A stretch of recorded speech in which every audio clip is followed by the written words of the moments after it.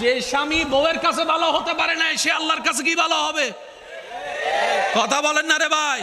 যে বউ এখনো স্বামীর চোখে ভালো হতে পারে না সে রবের কাছে কিভাবে ভালো হবে? তাই তো নবী বলেছেন হাসরের ময়দানে যে স্বামীর পক্ষে বউ রায় দিবে, আল্লাহ আমি আমার স্বামীর উপর খুশি আছি, আল্লাহ ওই স্বামীর গুনাহ মাফ করে জান্নাতের ব্যবস্থা করে দিবে।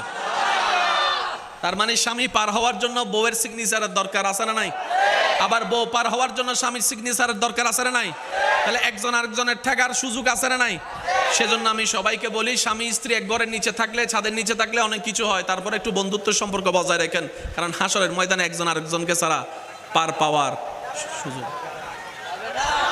এবার রব্বুল আলামিন বলছে, বান্দারে তুমি শয়তানকে তোমার অন্তর থেকে বের করে দাও।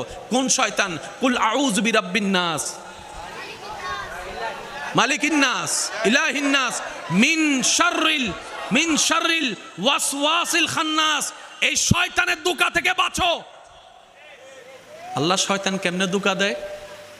রব বলে যে শয়তান কিছু ভিতরে ভিতরে ধোঁকা দেয়, আবার কিছু তোমার পরিচিত মানুষকে বশ করে ধোঁকা দেয়। এই দুই ধোঁকা থেকে যদি বাঁচিয়ে ফেলতে পারো তুমি শয়তানের ধোঁকা থেকে বেঁচে যাবে।